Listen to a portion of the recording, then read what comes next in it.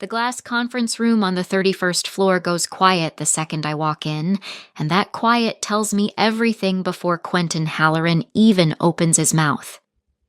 He doesn't ask me to sit. He just slides a printed agenda across the table. The acquisition call, the one I'd spent 2 years making possible, and taps a line near the bottom with one manicured finger. My name isn't on it. Founders and C-suite only, he says, not looking up. Your plumbing, Sigrid. Necessary, but not at the table. Behind him, the city sprawls out gold and endless. I built the engine that runs half of Caldress, and he just told me to wait in the hall. So I smiled, picked up my phone, and made the one call he'd never see coming. There's a particular sound a payment system makes when it's healthy. You can't hear it, of course. It's billions of microtransactions a day, routing and clearing and settling in milliseconds.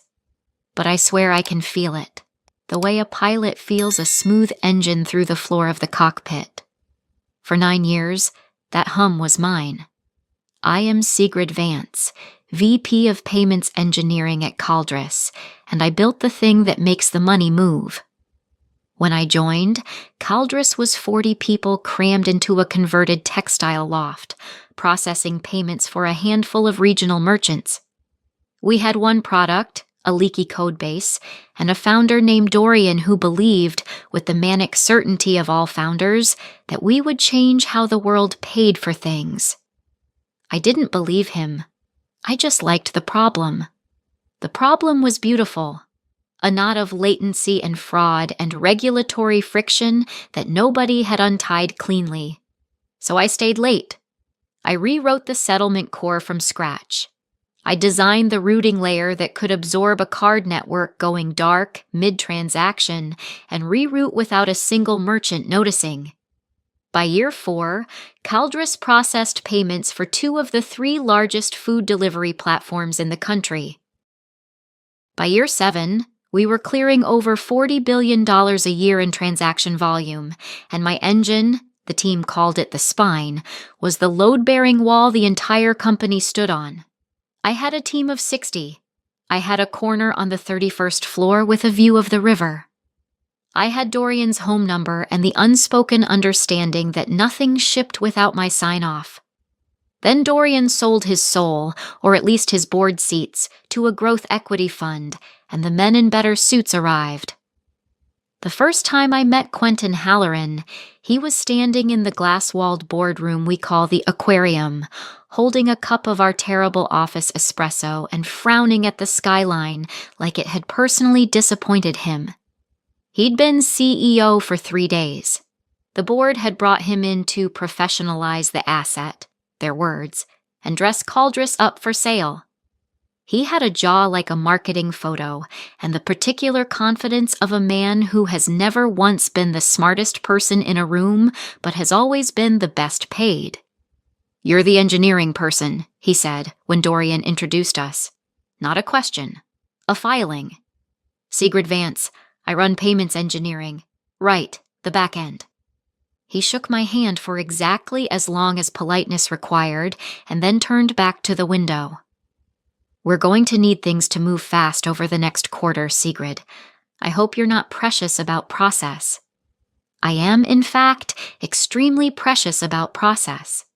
Process is the only reason his money still cleared every morning, but I smiled and said, "Whatever the company needs." That became my line for the next 6 weeks. Whatever the company needs. What the company apparently needed was for me to become invisible. It started small. I was dropped from the architecture review I'd chaired for 4 years. Streamlining. Quentin's chief of staff explained, a man named Pell who communicated exclusively in calendar invites. Then my title stopped appearing on the org charts that went out to the new investors. Then, in an all-hands where Quentin laid out the vision for Caldress 2.0, he thanked the product team, the growth team, the sales team, and everyone who's helped us build the brand. The spine, the thing without which there would be no transactions to brand, went unmentioned. My engineers noticed. I watched them notice, watched the small recalculations move across their faces. Is she still protected? Is it safe to be loyal to her? The second scene I remember clearly happened on a Thursday, in the elevator. I got in on 31. Quentin was already inside with two of his new hires, mid-laugh about something. The doors closed. The numbers ticked down. He glanced at me the way you glance at a fixture, a fire extinguisher, a coat rack. "Sigrid," he said, suddenly genial. "You've been here, what, since the beginning?" 9 years. Incredible, the institutional knowledge. He said it the way you'd compliment an old building right before you scheduled the demolition. "We should grab time. Pick your brain before things evolve." One of his hires smirked at the floor. The doors opened on the lobby and he was gone, trailing cologne and certainty before I could answer. Before things evolve. I went home that night and did something I hadn't done in years. I opened a locked drawer in my desk at home and took out a single sheet of paper, folded in thirds, soft at the creases from how many times I'd unfolded it over the years just to remind myself it was real. I read it once. Then I folded it again and put it back. Quentin Halloran thought he was preparing to sell Caldress. He had no idea who he'd actually be selling it to. The acquisition came together fast, the way these things do once the men in suits sent a payday. Ostrander Capital, a quiet old money firm that bought infrastructure businesses and never gave interviews, had made an offer. $1.74 billion for Caldress. The whole company moved into a state of barely suppressed hysteria. People started doing the math on their option grants in the bathroom. I did the math too, but not the kind they were doing. For 3 weeks, I worked harder than I'd worked in years. Ostrander's technical due diligence team wanted to understand the spine, how it scaled, where the single points of failure were, what would break if a key person walked out the door. Those questions came to me because there was no one else who could answer them. I sat in windowless data rooms across from Ostrander's engineers and walked them through 9 years of architecture, line by line, and I watched them get quietly, professionally alarmed at how much of it lived in one person's head. "This is remarkable work," one of them said, an older woman with reading glasses pushed up into gray hair. "And concerning. You understand the concentration risk here." "I understand it better than anyone," I said. She held my gaze a beat longer than she needed to. "I imagine you do." Quentin, meanwhile, was running the show from the front. He gave the presentations. He took the dinners. He stood in the aquarium gesturing at growth charts I'd never seen before, charts that quietly assumed the engine would simply keep running no matter who was steering. In his version of Caldress, I was a line item under technical staff, a cost, plumbing. The morning of the final acquisition call, I came in early and saw the agenda printed at every seat in the big conference room on 31, the one with the long walnut table and the view that makes new hires gasp. I scanned for my name out of habit. It wasn't there. I went to find Quentin. He was in his office, knotting a tie that cost more than my first car, watching himself in the reflection of the dark window. "Quentin, I'm not on the diligence call." "No." He didn't turn around. "Founders and C-suite only. Ostrander wants to keep the room tight. I'm the only person who can answer their technical questions." "We've been over this for 3 weeks. Now he turned and gave me a smile of enormous performative patience. "Sigrid, I'm going to be honest with you because I respect you." He did not respect me. "This is a deal-making conversation. It's about valuation, structure, leadership continuity. It's not—" He searched for the word like he was choosing a wine. "Operational. Your plumbing. Necessary, but not at the table. When they need to know how the pipes work, we'll loop you in." plumbing. There's a thing that happens in your chest when someone reduces 9 years of your life to a single, dismissive noun. A kind of heat, fast and total, and then, if you've trained yourself the way I have, a cold that follows it, clean as a turned-off tap. I felt the heat. Then I let the cold come. Understood, I said. The diligence call ran for 2 hours. I sat at my desk on the other side of the glass and watched it happen, fish in the aquarium, mouths moving without sound. Quentin at the head of the table, expansive, gesturing. Dorian beside him, looking smaller than I'd ever seen him. 2 Ostrander partners on the screen at the far wall, faces I couldn't read from this distance. What I remember most is that twice during the call, someone on Ostrander's side clearly asked a question Quentin couldn't answer. I watched him do the thing, the confident nod, the redirect, the "we'll follow up on the specifics." I watched a partner on the screen lean back, fold his arms, and write something down. A few of my engineers drifted past my office. Mara, my best systems architect, lingered in my doorway. "They didn't pull you in," she said. It wasn't a question. For the technical part, they didn't pull you in. No. She looked at the conference room, then back at me. Mara is 29 and brilliant, and has not yet learned to keep her face from showing what she thinks, which is one of the reasons I trust her. What her face was showing right now was the slow, sick realization that the person she'd bet her career on was being walked toward the exit, smiling. "Sigrid, what do we do?" I looked at her for a long moment. Then I looked past her, through the glass, at Quentin Halloran shaking hands with his own reflection in the window, certain he'd just closed the deal of his life. "You," I said quietly, "do nothing. You keep the spine running and you wait. And you?" I picked up my phone and turned it over in my hand. There was one number in it I hadn't dialed in 11 months. A landline, in a study, in a house on a hill 3 states away, where an old man was almost certainly awake and reading the financial press at this exact hour. "Me," I said. "I'm going to make a phone call." Before I tell you who picked up on the other end of that line, let me pause here for a second, because I'm curious about you. Have you ever been called necessary, but not at the table? Made invisible by someone who had no idea what you were actually holding? Tell me in the comments. One word for how it felt. I read every single one. And if you want to see exactly what happened when that old man on the hill answered his phone, subscribe so you don't miss the turn. Because what I say next is the moment the whole deal started to tilt. The phone rang twice before he answered, the way it always had. "Sigrid." Conrad Vance's voice is gravel wrapped in velvet, and it hasn't changed since I was a girl sitting on the floor of his study while he explained, with total seriousness, why a balance sheet was just a story about trust. "You haven't called in nearly a year. To what do I owe it?" "You're buying a company," I said. "Caldress."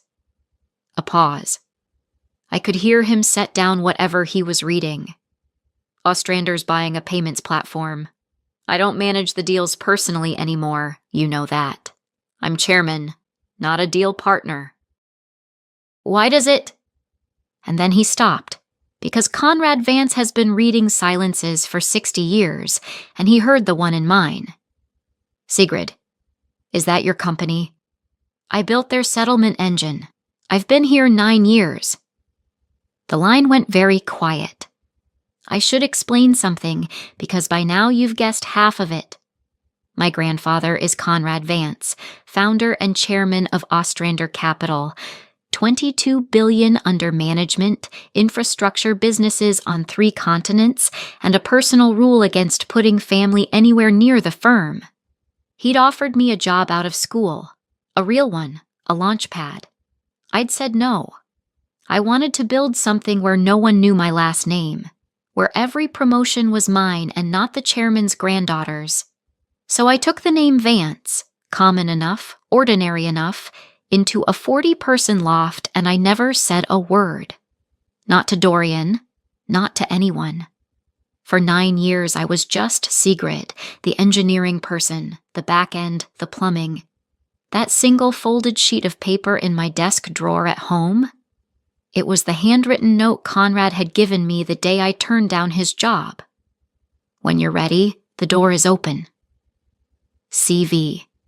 I'd kept it not because I planned to use it, but because some part of me needed to remember the door existed. Quentin had never once asked. Why would he? He saw a mid-level engineer with a plain surname. He didn't see that the chairman of the firm whose money he was so eager to take had, twice a year, quietly asked his granddaughter how she was, and that I'd always said, fine, busy, building something good, and that Conrad Vance had no idea, until 90 seconds ago, that the something good was the very asset his firm was about to overpay for. Tell me about the man running it, Conrad said. So I did. I told him about the agenda with my name removed, about founders only, about plumbing. I told him in the flat, factual voice he'd taught me to use when the facts are damning enough on their own. When I finished, he was quiet for a long moment. You understand, he said finally, that I cannot let sentiment move a transaction. The firm's reputation. I'm not asking for sentiment, Conrad. I'm asking you to do proper diligence. Your team flagged concentration risk. They're right. The entire valuation assumes the engine keeps running, and the engine runs because of one person, and that person was just told she's not welcome at the table. I let it land. If I walk out the door the week after close, you've paid $1.74 billion for a building with no foundation. That's not sentiment. That's the deal. I heard him almost smile. No, that's the deal. I'd suggest, I said, that Ostrander add a condition, key person continuity, in writing, tied to leadership terms you find acceptable. I'd suggest you make it non-negotiable. I'd suggest, he said, that you let an old man run his own firm. A pause. But yes, I think a continuity clause is prudent. I'll call the deal partner tonight. We talked another minute, the ordinary kind. Was I eating? Was I sleeping? When would I visit? Then I hung up and sat in the dark of my office and let the cold settle all the way through me. The first sign of it reached Quentin at 7-Eleven the next morning. I know the time because Mara forwarded me the email chain, which had been sent to the whole executive list. The subject line read, Revised Terms, Ostrander Capital, Conditions to Close. 3 paragraphs of legal language, and buried in the second one, a new clause that hadn't existed 12 hours earlier. The acquisition was now expressly conditioned on the retention, in her current capacity and reporting structure, of the head of payments engineering, named in Schedule C, with any change to that role requiring Ostrander's written consent prior to close. Schedule C had one name on it, mine. I was at my desk when Quentin came down from 31. He didn't knock. He stood in my doorway with his phone in his hand and his tie not yet knotted, and for the first time since I'd met him, the marketing photo confidence was gone. In its place was something raw and scrambling, a man doing math he didn't understand and getting answers he didn't like. What is this? He said. Not a question. A demand that came out cracked. I looked up from my screen, calm as a turned-off tap. It's the pipes, I said. I thought you didn't need me to explain how they work. Quentin's first move was the obvious one. Contain it. By 9, he'd pulled me into the aquarium with Pell, his chief of staff, and the company's general counsel, a careful man named Farrow, who had the look of someone who'd read the revised terms 3 times and liked them less each time.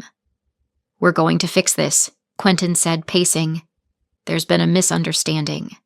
Ostrander's deal team got spooked by something in diligence and overcorrected. We push back, we get the clause struck, we close clean. Pharaoh, draft the response. Make it firm. Pharaoh cleared his throat. Quentin, the condition is signed off at the chairman level. That's not a deal team flag. That came down from the top of Ostrander. Then I'll call the top of Ostrander. He jabbed a finger at the speakerphone. Get me whoever signs the chairman's calls. That was the moment I decided I'd waited long enough. You can't strike the clause, I said, and you can't go around it. Sit down, Quentin. I'm going to tell you something, and then you're going to understand exactly how much trouble you're in. He didn't sit, but he went still. The chairman of Ostrander Capital is Conrad Vance, I said. He founded the firm 40 years ago, $22 billion under management. He has one ironclad rule: no family inside the business. I let it breathe. Conrad Vance is my grandfather. The room did something I'll remember for the rest of my life. Pell's mouth opened slightly. Pharaoh set down his pen with great care, like a man diffusing something. And Quentin Halloran? Quentin laughed, one ugly disbelieving bark, because the alternative was too expensive to be true. No. Vance is a common name. You're an engineer. You drive you've been here for... He couldn't finish any of them. I've been here 9 years because I didn't want his name to be the reason I succeeded, I said. I built the spine on my own. Every promotion was mine, not his. You're the first person who ever made me regret keeping it quiet. I stood. I called him yesterday, after Founders Only, after plumbing. I told him exactly what kind of man he was about to hand $1.74 billion to, and I told him the truth your charts have been hiding. The entire valuation rests on an engine that runs because of one person, and that person had just been escorted away from the table. You, Quentin's voice climbed. You sabotaged the deal. Pharaoh, that's a fireable. That's a lawsuit. She's using a family relationship to do what? I said. To suggest your acquirer perform competent diligence? The continuity clause protects the buyer, Quentin. It protects the asset. The only person it threatens is the executive who decided the foundation of the company was plumbing he could insult and discard. I looked at Pharaoh. Counsel, am I wrong? Pharaoh looked at Quentin and then at the table and chose his career. She's not wrong, he said quietly. The clause is buyer protective. We have no grounds, and if we push back, we signal to Ostrander that leadership doesn't understand its own key person risk. A pause. That's worse than the clause. The board call was at 2. I'd never been on a board call. I'd been the plumbing. But Conrad, proper to the end, refusing to make it personal, had Ostrander's deal partner request my presence directly, in writing, as the subject of Schedule C. So I sat at the walnut table with the river behind me while the screen filled with faces. 3 Caldress board members, 2 Ostrander partners, Dorian small in his chair, Quentin at the head trying to look like a man in control of a room that had quietly stopped being his. The lead Ostrander partner, the older woman with the reading glasses from the data room, spoke first. Before we proceed, we've completed our continuity review. Ostrander's position is that the transaction cannot close without the executive named in Schedule C retained at full scope. The chairman has been clear. This is not a negotiating position. It's a condition of the $1.74 billion. She looked very deliberately at Quentin. We'd also like to understand the leadership decision to exclude that individual from technical diligence. It raised significant questions about judgment at the top of this company. I watched Quentin's collapse happen in real time. It's a specific thing, the collapse of a man who has always been the best paid in the room and just learned that money was never the thing that mattered. First, the denial. There's important context here. The role's been evolving. I think there's a misread. Then the bargaining, turning to the board. We can structure around this. We keep her. Of course we keep her. I've always valued Sigrid's contributions. And Mara, who'd been added to the call to answer technical questions, made a sound that might have been a cough and might have been a laugh. Then the threat, low to me, mic half covered. You'll regret this. Then nothing. Just a man in an expensive tie in a glass room, with the city gold behind him, realizing the foundation he'd been standing on had a name, and the name was mine. I don't think she will, said the woman with the reading glasses, who had better hearing than Quentin assumed. Regret it. Now, shall we discuss leadership continuity? The chairman has thoughts on that as well. The deal closed. Not on Quentin's terms, on Ostrander's, on Conrad's, on mine. They moved Quentin Halloran out the way the powerful always move out, with a press release that called it something else. The board met the morning after close. I wasn't in the room, but I didn't need to be. The room belonged to Ostrander now, and Ostrander had read the same diligence I'd lived. The vote took 11 minutes. The official statement, which hit the wires by noon, thanked Quentin for his stewardship during a pivotal transition and announced that he would be stepping down to pursue other opportunities, effective immediately.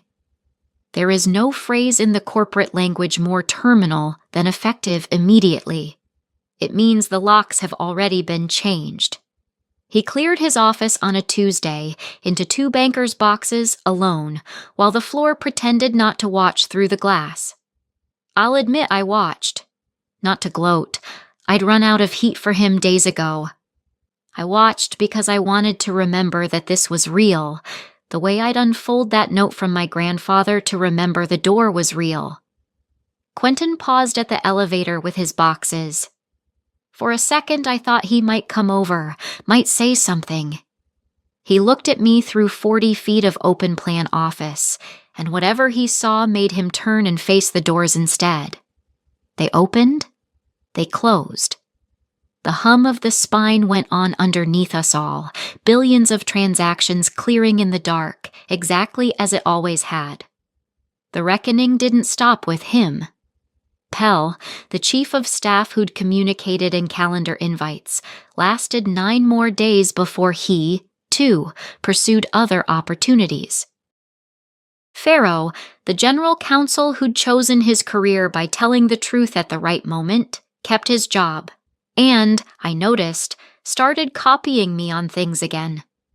The new investors at Ostrander reorganized the executive layer Quentin had built, and when the dust settled, the org chart that went out to the firm had my name near the top of it, no longer buried, no longer plumbing.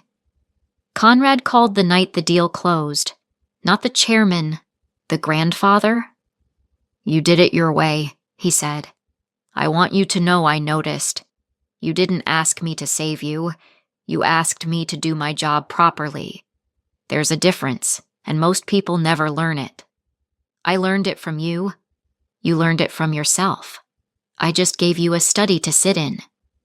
A pause, the gravel softening. They're offering you something. Let them ask. Don't take it because of me. Take it because it's yours. What they offered me, 2 weeks later, in the same conference room on 31 where I'd once read an agenda without my name on it, was the company.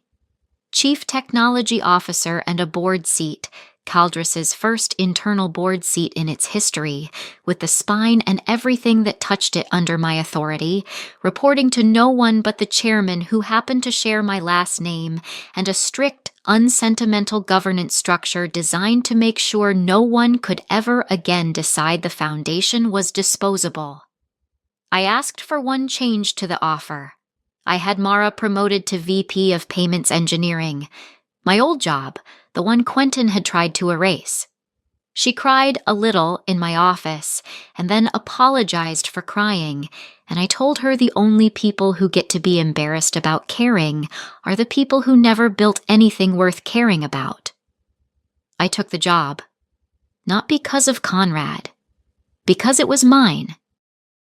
I'd built it transaction by transaction over 9 years, in a converted loft and a glass tower, while men in better suits took the dinners and the credit and the photographs, and now the thing I'd built had a name on it again, and the name was Vance, and for the first time it didn't matter whether anyone knew which Vance. I heard about Quentin once more, months later. He'd landed somewhere. Men like him always land somewhere, on a smaller building with a smaller view. A mutual contact mentioned that he still told the story at dinners, except in his version, the deal got complicated by some internal politics, and he'd decided it was time to move on. He never mentioned the granddaughter. I don't think he could say it out loud. To say it out loud would be to admit that the most expensive mistake of his career wasn't a strategy or a number. It was a sentence. "You're plumbing." 4 words, said to a woman whose last name he never thought to check. The last evening I want to tell you about, I stayed late on purpose. The floor emptied. The city came on gold and endless beyond the glass, the way it had the day he'd cut me from the table. I sat at the head of the walnut table, the seat that had been his, then no one's, now mine. And I unfolded a single sheet of paper, soft at the creases, and read it one more time. "When you're ready, the door is open." CV. I'd kept it for years, not knowing what it was for. Now I knew. It wasn't a key. It was a reminder that the door had always been mine to walk through, on my own terms, in my own time, with my own name. I folded it, put it in my pocket, and listened to the building hum. You can't hear it, but I can. It's the sound of everything I built, still running, and it answers to me now.